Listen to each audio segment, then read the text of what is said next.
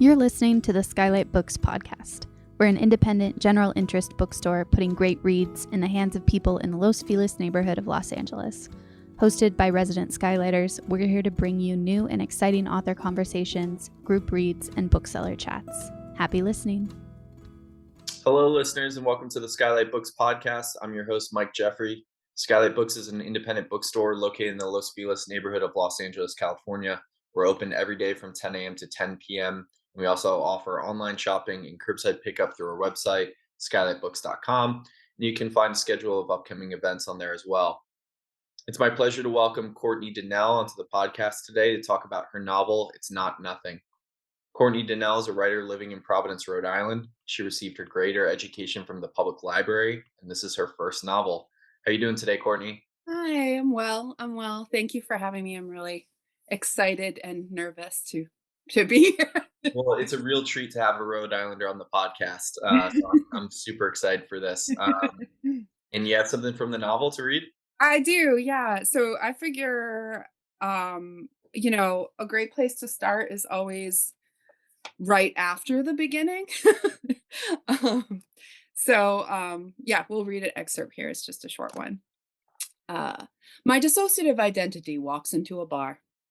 Father's Day, what a scene. The whole bar teems with men who tried and failed or just failed, all of them tying it on, trying to get on with it.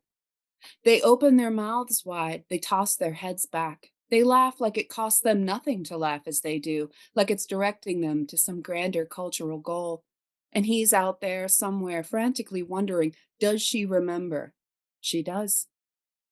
I've taken cover in the stations of my own discarded life. Chasing a high time, holding court, I'm awash in the attention of drunks looking to get laid. I hide my backpack beneath the bar stool, out of sight. It's bursting at the seams with all that I have. I hear my voice in introduction. I'm Rosemary. Am I? A band plays. We, the audience, are not on their side. There's the sound guy who's also the bartender. There's the bellied up regulars, the soon-to-be lifers, a lot of shitty men who ought to be thanking the band because now they've got something to bitch about. What I'm dying to ask them is, was it really better back then, or were you just younger? It doesn't help that the band is, in fact, terrible. But most bands are terrible, just like most painters are terrible, and writers too. The difference is, writers and painters don't demand your attention. Our terrible doesn't involve a microphone. The singer plugs another show between songs. Come out and support, he says. Support what? You? This?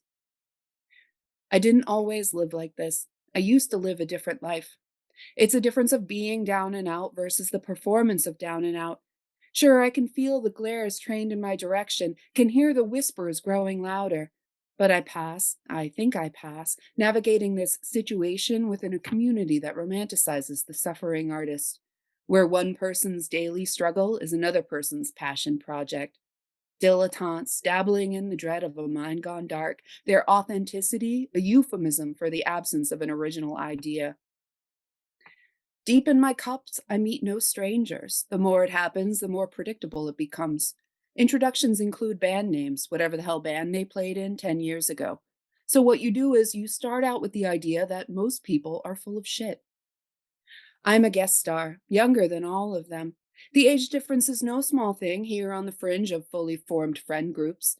Those who have gone through the fires of their 20s together, coupling and uncoupling, collaborating, drinking, drugging, undrugging, collaborating again, then intermittently ostracizing, coupling with some idea of permanence, going back to school, moving out of bad neighborhoods into somewhat better neighborhoods, moving on, and now connecting with one another only through reminiscence, as if we were young together is all that's required to sustain a friendship.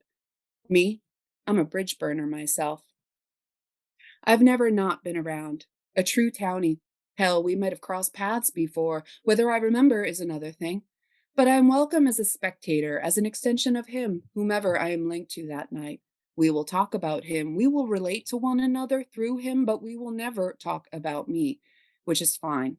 I say stuff like, I'd love to hear the story about the A&R guy who took your band out for dinner in 96. What I never say is, good luck, you imbeciles, your nostalgia is killing you. I have only myself to blame for withstanding this, taking it on the chin with these people.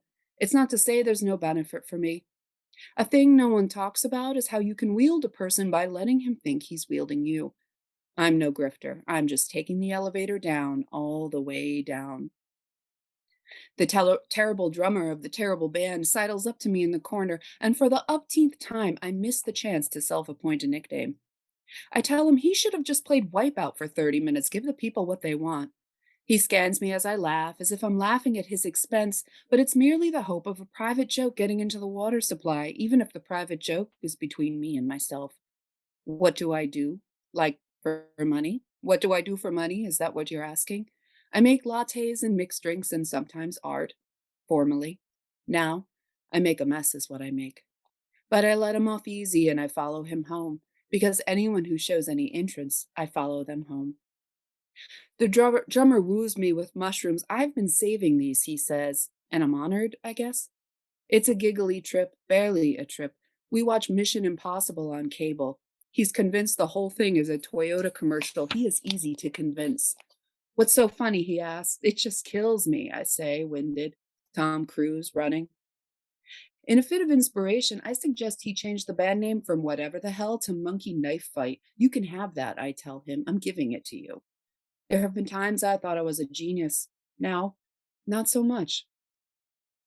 The sex is crime scene sex. I had balked, but he told me no, no, no, he was cool with it. The whole ordeal reeks like grimy pennies. I wonder if he wonders, was it worth it? Because now laundry has become a priority, and judging from the state of him and his bedroom, laundry has never been a priority. A broke ass period is for me all about paper towels lifted by the ream from the convention center bathroom because the mall has switched to hand dryers in an effort to be green. What's the thing about bears and menstruation? Is it the blood they're drawn to or the pheromones? Mauled by a bear, ripped to shreds, ripped to death? I'm not lining up for it or anything, but it has its appeal. I'd like to be taken out by something mightier than me. I've had the same thought night swimming and drunk. I would swim out far, too far, content to be taken by the ocean. I'd be honored. This way I'm headed, this way I've gone, it will probably be something pathetic that does me in. Like I'll be struck and killed by a smart car, or worse, struck by a smart car, surviving but dying slowly, knowing I was smote by a fucking smart car. I've tried to end it on my own terms, believe you me. I failed and I failed and I failed and I failed. Me and myself are approached by a bear. Myself takes off running. Me says, "What the hell are you doing? You can't outrun a bear." Myself says, "Bitch, I only have to outrun you." The gathering dark, it gathers around me. I am the body to which it is drawn. And yet, what do I know of bodies? Me, a ghost trapped in this rotting meat machine. I'll stop there. Awesome. Thank you. That was Courtney DeNelle reading from her novel, It's Not Nothing. Yeah, one of my favorite lines in the book, your nostalgia is killing you. It was one of the first ones I wrote down. I could feel that bar very well. You do such a good job of rendering these, Rhode Island scenes. But I wanted to start by asking about the form of the book. It's written in the first person, but it moves so freely, like just that part with the bear in the woods and it becoming a hypothetical situation. And I was kind of curious who you mentioned your in your acknowledgments, your bookcase deities. I was Mm, wondering if there's anyone in particular that you was kind of served as a model. You have the Clarice Lispector epigraph. She yeah. definitely came to mind reading it as well. Yeah. Well, my bookcase CDs are definitely mostly masters of the short story. Mm, I feel like I kind of wrote like a flash fiction novel. So I'm, especially the lineage of minimalist contemporary fiction. Yeah, Amy Hempel, Mary Robeson, but also, poetry too, Lucille Clifton and Ada Lamont. To my mind, like the only difference between those that work on the page is kind of like just where they're shelved at your public library, But I'm enamored of compression. I'm enamored of things that are like so spare that they're self-evident, mm, So not compression or minimalism as in being like cold or austere, but like minimal like a knife, yeah, is kind of like that just is, the keystone of, I think, kind of my style fascinations, but also it really suited the character too.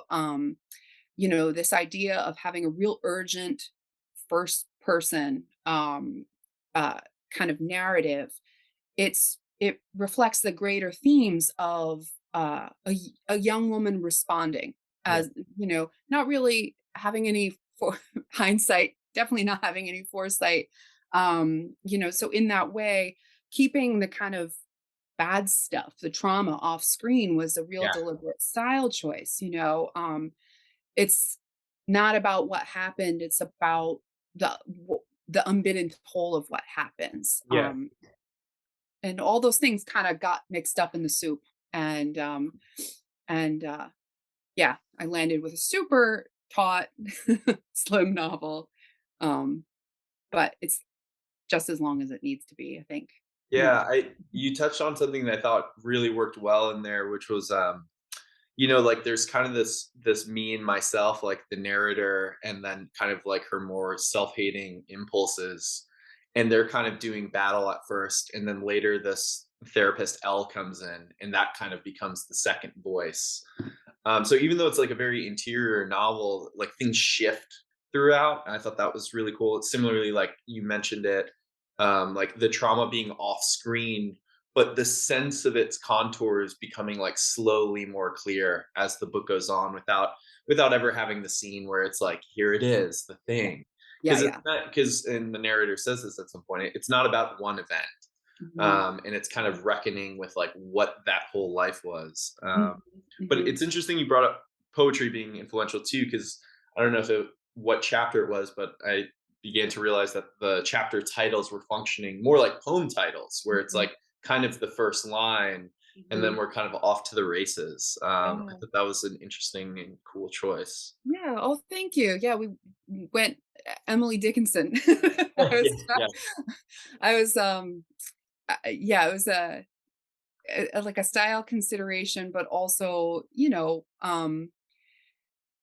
I I wrote a novel. I wrote a novel, like accidentally wrote a novel. So Mhm. there were certain things that when I was like taking it across the finish line, as it were, I needed to uh have some element of like unification, Mhm. without, being on the nose. And um, that seemed to meet my needs, and it enabled me to kind of be a smart ass here and there, which I'm always up for sure.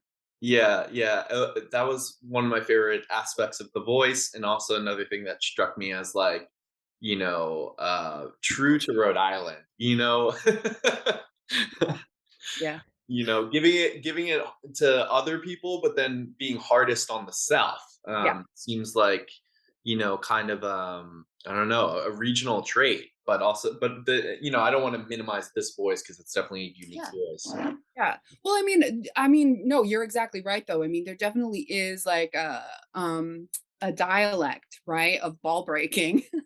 That's very abundant. It's whether it's, I think it's a it's a place thing, it's a regional thing. I think it's also like a class thing, like a blue collar thing. When all of those things get mixed together, there is that sense of the defensive positioning of humor.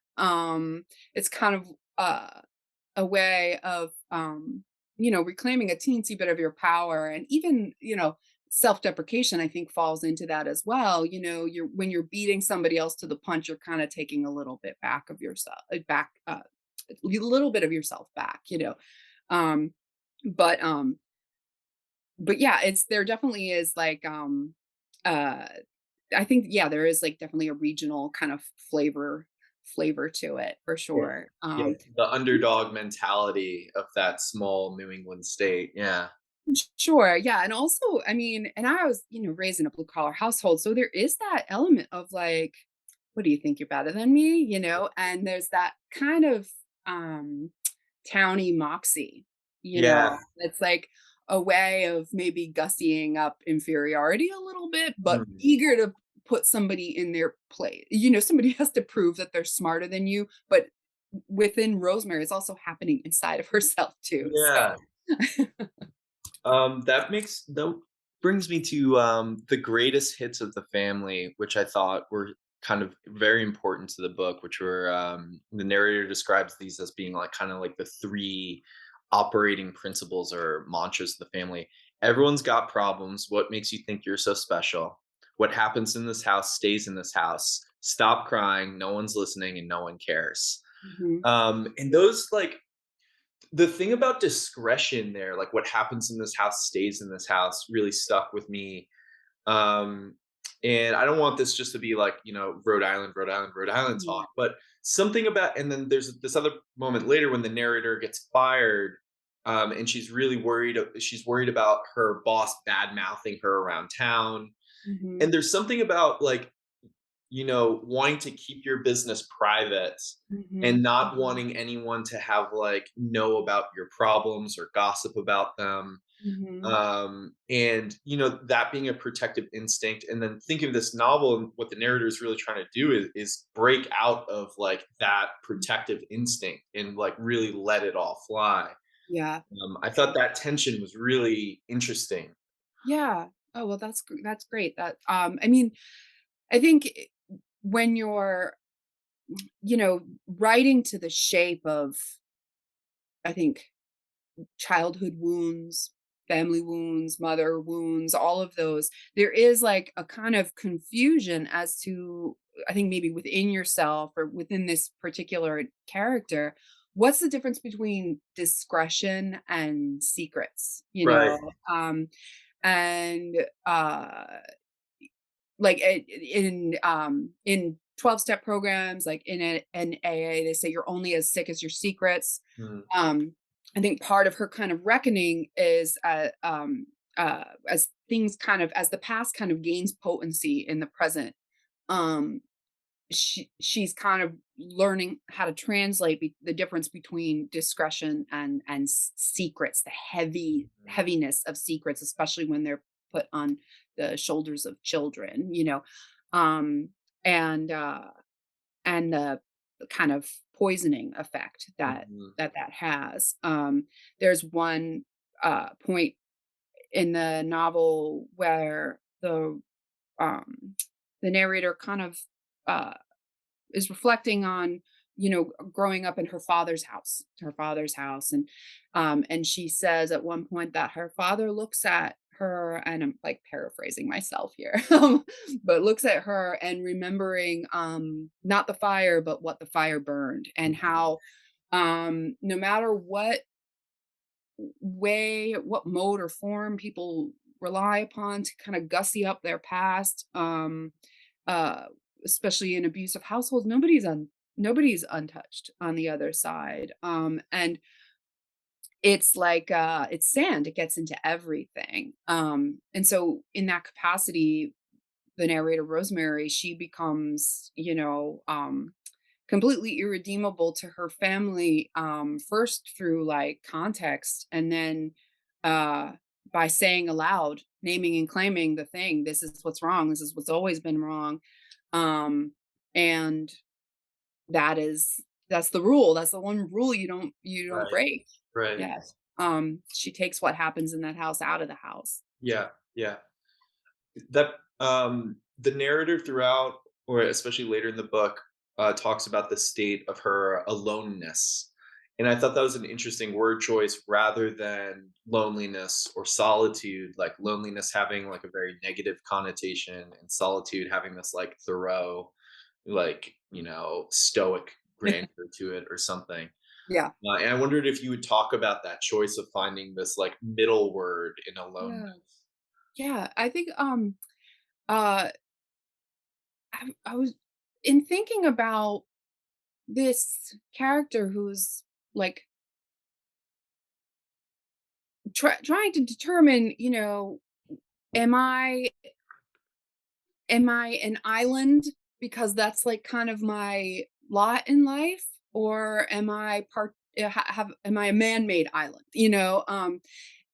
Am I an unmovable mountain, or am I just like fucked up beyond repair? And she's kind of grappling with all of that. And to my mind, aloneness is seemed to kind of speak to that just state of being. Yeah. Not sentimentalizing it, certainly not shining it up. And at one point she tries to say there's no it's noble being alone, and but like also not buying her own bullshit, Yeah. Yeah. but it's also alone to be alone. And and all the while, having a particular kind of understanding or a way of kind of noticing the world that's a direct result of, having moved in and out of the dark. It it becomes like a way of, uh whether she wants it or not, of her connecting with other people. um but the idea of aloneness is kind of like trying to gauge, is this self-fulfilling prophecy? Am I is the world responding to me, or am I responding to the world? um yeah, it Yeah. definitely isn't solitude. There's like there's no Yeah. that sounds like kind of, um yeah, Yeah, that's no, I thought it was a really good choice for that reason, because solitude has this, like, it's a choice. I'm making this choice that's Mhm. because I'm strong enough to be Yeah, solitary or whatever. yeah, And loneliness feels like an emotional state rather than, a state of being or something like, "Oh, I'm feeling lonely today. I yeah, should go see some people." And yeah. this was like something else, like the narrator trying to figure out like if she can be fully without emotional connections. Mhm, mhm, And without giving too much away, it's interesting to see her get pulled into like the helpline volunteering job and a friendship. mhm, And it's cool because like you don't often see in novels, I feel like, where friendship is like the primary important bond. mhm, Typically it's mhm. romance or love or like a family situation. And like there's a really well earned kind of like happy ending in here, and I thought that was really cool. Yeah, yeah. Yeah, I think it's like kinda like, hope, or something like it maybe, or at least the possibility of hope, of projecting herself onto the future, of a future to be held lightly. Um, and, that was yeah, I mean, it's important. It was important to me too to, write to the shape of, hurt women hurting one another. Hmm. Um, Yeah. and so in the end, you know, yeah, like moving towards understanding whatever understanding looks for her on any given day, and engaging with somebody with an element of trust. Um, uh, yeah, it was a happy ending. Like, considering all. Yeah. Yeah. Yeah, because it's certainly a heavy book in terms of like the material it's handling, but at the same time, it's also like a very funny book. So like there's balance throughout. It's like the narrator is self-destructive and talks about wanting to go down, down, down, and we're grappling with abuse and suicide, but there's jokes. and Yeah. And Yeah. yeah, yeah, and that feels like, true to this character and true to the region, and it also Mhm. for the novel creates this form of balance that I think is Yeah. really important. Yeah. I mean, I'm really interested, in, uh, like, how place impacts narrator consciousness, how that's another one of those kind of grimy crawl spaces that impacts not only what a character is saying, but why they're saying it. Yeah, So, and I think that, like, yeah, the humor of the region, of, like, kind of worker humor, it's definitely it's in that way, Rosemary's sense of humor is an amalgam of my own. I mean, it's like when absurdity is everywhere, when disorder is everywhere, you gotta. I mean, you gotta laugh, and it also is just an extension of paying attention, yeah, right? yeah, Like, yeah, like, so little surprises somebody who pays attention, and why not report on the fact? I guess. yeah, yeah. Yeah, I love when the narrator's working at Filene's, which is kind of funny because it felt like I felt like maybe one of the only readers outside of Rhode Island who would know how that dates the novel. Like I know the region is like, well, Filene's was years ago.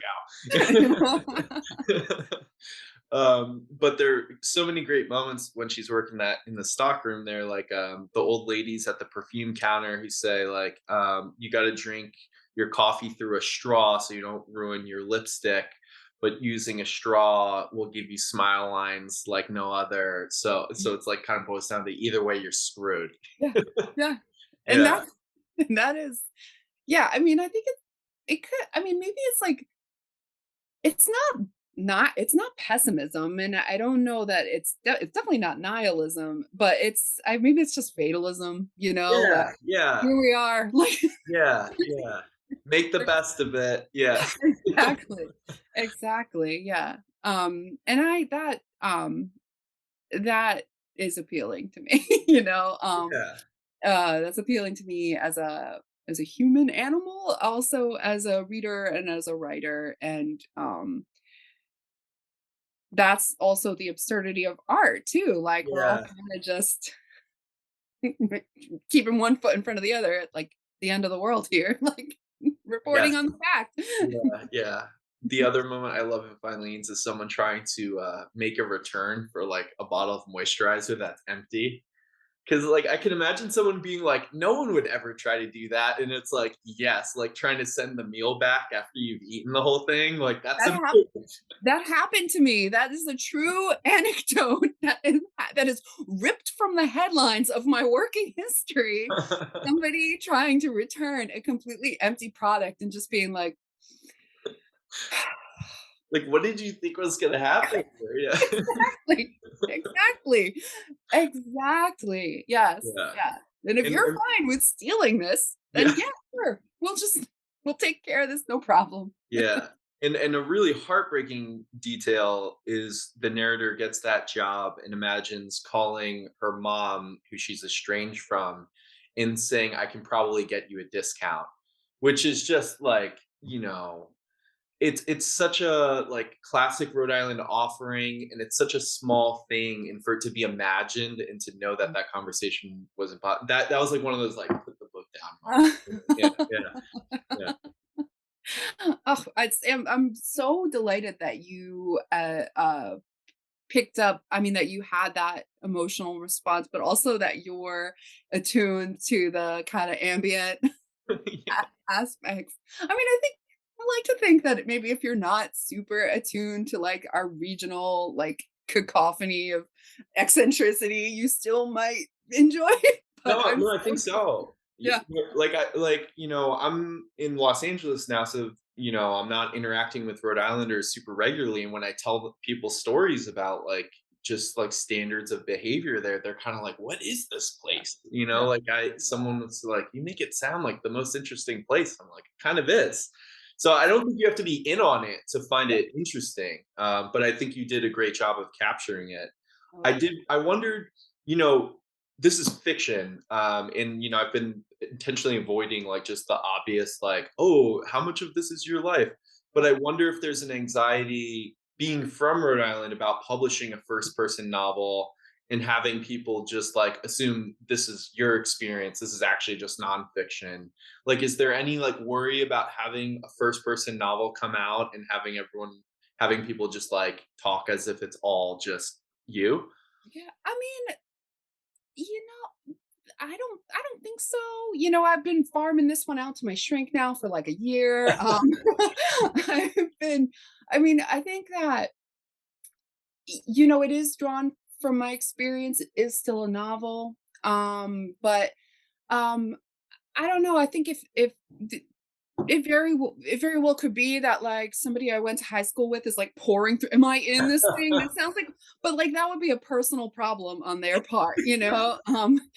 I think that if you're with the exception of maybe 2 people, if you're recognizing yourself in this thing, like, that ain't a good thing, but you know, but like, by and large, I think what's most interesting is actually, people that I'm friends with, um and have been for years. Like I'm 40, I'm reflecting on a time in my life when I was not 40. I was in my 20s, and people that I've known for years, approaching me and being like, wow, I had no idea. And I said, well, how could you? This is not, and I think that's kind of the point of the book is that,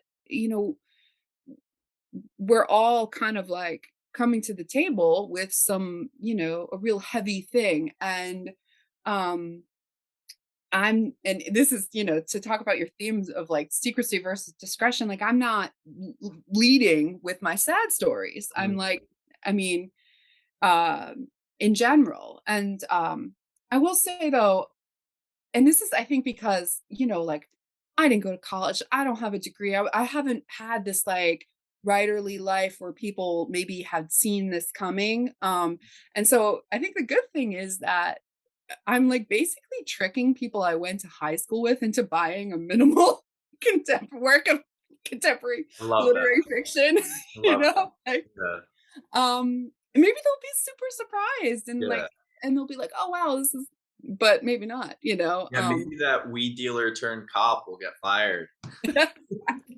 one of them. Oh, that shit is crazy. Yeah.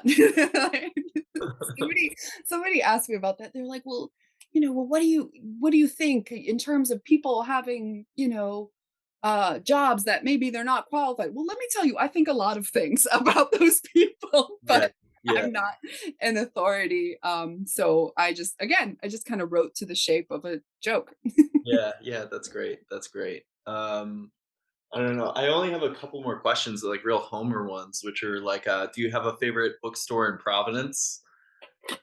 Yes. Well, I love Riff Raff in Yeah, Olneyville. I used to work Um there, yeah, Yeah, yeah, yeah. No, well, I'm a West Sider. yeah, So I love Olneyville. I'm having my book launch there, which I'm awesome, excited about. But I also love Symposium Books downtown. yeah, Um, they have a really great used selection, yeah, and as somebody who has been totally broke longer than I haven't been, I could only ever afford, if I was buying books, I could only ever afford used books. And so I always loved that. I always loved I kind of, yeah, I kind of like term I'm not super impressed by people that maybe turn their nose up at people who don't have a lot, like can only buy used books yeah. or Well, you find cooler editions and rare stuff at used bookstores anyway, yeah. yeah, I and don't I know love if it you when think they're that what inscribed. When they're inscribed oh, too, yeah, and it's like, love "Oh, to so and so on their confirmation." I'm like, "Oh my god, Michael, that. where are you? I hope you're okay. I hope you loved this copy." I got, a copy of, Rilke has this, book about, like, the Virgin Mary. It's like a cycle of poems about the Virgin Mary, and I got a copy at, Paper Nautilus, like, in Wayland Square, Oh, yeah, and it's, like, an old edition. It was, like, $10, and it was, signed, in this beautiful script handwriting from this guy to his mother for Mother's Day. yeah. Oh, And it's just such a lovely addition, such a nice find at a Providence Used Bookstore. It's one of my like, treasured ones. Yeah. yeah. I also like too that when you see, uh, passages that have been underlined, Oh like, yeah, yeah. I love that, and I also love it when I'm kinda dubious, like, That "Really? one, That one?" Like, "Alright, sure." Like, that will happen for me when I'm rereading books where I underline. I was like, I thought that was the line. Yeah, yeah, Yeah. yeah. I, I, uh, I recently, gave a friend of mine my copy of 300 Arguments, Oh, Sarah love that Sarah Kayser. Mangusta. Yeah. Yeah, yeah. I'll read anything that she writes, anything. Did Like, you read Very Cold People, the I novel? did. Yeah. That novel eviscerated me. I, like, finished it and, like, pushed it slowly across the it, like, it was so in contact with something, like, so close to my bones, like, some Mm, weird unknown mineral, that she articulated. It was such an amazing, powerful novel. I think anytime that she has new work coming out, it's like a cause for celebration. But I remember when I heard she wrote a novel, I was like, yes. Yeah. But I gave my friend my copy of 300 Arguments, and I wanted it to be like the one that I've had for a while. She was, and she was really excited, but she's flipping through. Like, she's like, all of this is underlined. I'm like, yeah, for emphasis. Like, like, no. But that's amazing to me because that's just how she's writing on the sentence level. I mean, that's it, that's Yeah. amazing. Yeah, when you talk about concision, like she's like really, really a master of that. Yeah. 300 arguments and ongoingness. It was like I think it was those, last summer I was in Providence before I moved out here and read 300 arguments and then just immediately was like, what else? Give me all of this everything. Yeah. So, yeah. Yeah, yeah. Yeah. I met her via Zoom, for this thing through Poets and Writers, and it was great because, um, it was like a thing for emerging artists. So it was like, you talk to people in the industry, people that are working in publishing, whether they're writing or editing or agents, and everybody was like offering their insight, and Sarah was really great because she was just like, keep your overhead low. Like, she's like, live in a cheap city, keep it. And I Yeah. was like, yes, okay, New Englander, boom. Like, she's Yeah. giving me pragmatic Yeah. advice. Yeah. The feeling of the cold in that book. Like I know she's talking about emotional coldness, but like, I read it months ago now and us talking about it, I feel like I'm shivering just from like Yeah, the yeah, yeah, yeah, yeah, yeah. It was so good. It was like, yeah, it it it cut along the nerve in a very mhm, specific way. yeah, I'm it was like I'm even struggling even now to kind of describe what it was. It was like, it was, like haunted, but it was like such a dense bone chill, yeah, yeah, but, I definitely, um, met myself in a lot of the lines in that, yeah, yeah. for sure. My last question is whether or not you have strong opinions about Buddy Cianci, the former mayor of Providence. Oh, I do. I I do have strong feelings. Fucking Buddy, man. Like, like, I actually live here, so I Yeah, haven't really been, I've never really subscribed to the whole like, caricature clown, yeah. it's like this is a fucking gangster that ran our city, and people be like, yeah, but waterfire it. And I'm like, fuck waterfire, man. I I give a shit. Um and so when he reran, I Yeah, mean, he reran a couple years because ago. he wanted to die in office. Yeah.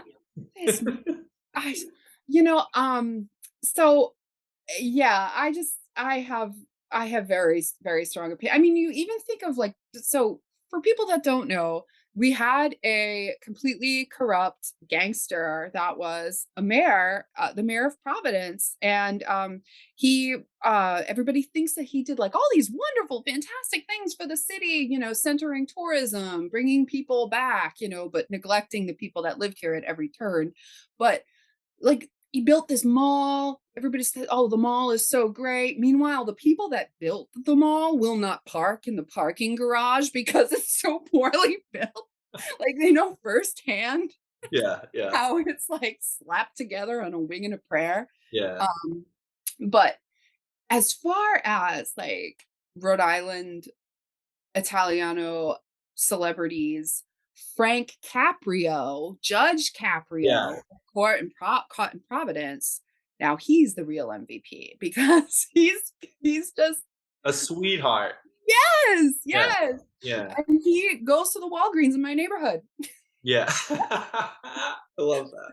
So it's And I bet if you go up to him, I bet he's very nice. That's all great. I hear. He's very nice. Yeah, He is. He's a very nice man. And he yeah. called me a very nice young lady.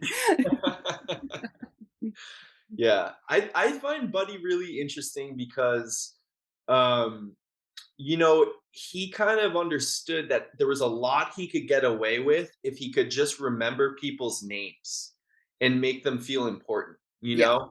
Yeah. And he knew that like fulfilling small promises like planting a tree on the street Mhm. or, redoing a playground, Mhm. create this atmosphere of goodwill underneath which he could really just like fulfill his appetite for power and women, Mhm. money and all Mhm. this stuff. Yeah. I find that really interesting, just like the interpersonal charismatic sweetheart buddy, and then the other buddy that people talk about, which is really scary. And then like, you know, not to get too like down in the weeds, but like Providence's pension system, like the underfunded, horrible situation that's in it, that's Buddy. Like Yeah. he Yeah. cut Yeah. those deals. Yeah, yeah. Yeah. So Well, and I think there is just a general at yeah, I mean, it's like, I mean, it's a uniquely, I think, maybe American sort of way of being of, gussying up the organized criminals and stuff like that. yeah, yeah, yeah. That's I mean, it's a whole genre of, Right, right. film The and anti-hero. Yeah, yeah, yeah, yeah. yeah, But then when you actually live in the place, yeah. it's always just like kind of like, all right, this isn't there's no movie montage energy here. Like I'm just trying to get the bus to work. Yeah, Can we have one thing that works that's maybe yeah, not about like getting the tourist here on the weekends, yeah, yeah, yeah, yeah. Marching. He loved parades. He loved the. Yeah, He sure did. The last time I saw him, like, in person was on the Hill, was on Federal Hill, and it was on St. Joseph's Day, and I was oh, going to get a Zeppeli this was years ago. I was going to get a Zeppeli, as one does, yeah, on St. Joseph's Day, and he was, like, in a booth outside of Roma Cafe, like, yeah. on the radio, but on the street, and I didn't recognize him at first because he didn't have his No wig. toupee post Yeah. federal prison. Yeah, yeah, yeah. Um, Wild. yeah. Absolutely wild. Well, I'm gonna say rest in peace, buddy, even though he was a deeply flawed man. We all, but aren't we all? No, I'm just- Yeah, yeah, yeah. He was a bastard, but he was our bastard. yes, yes, that's the line. That's the line. Thank you so much for taking the time, Courtney. That was so much fun. Today's guest was Courtney DeNelle, and we were discussing her novel, It's Not Nothing. You can order a copy at skylitbooks.com or swing by and pick it up in the store. Thanks so much for listening. Thanks again, Courtney. Thank you. Thank you for listening to the Skylight Books podcast series. Please don't forget to visit our website at skylitbooks.com and make sure to follow us on Twitter and Instagram. Also, don't forget to subscribe to this podcast for more author talks and bookseller conversations.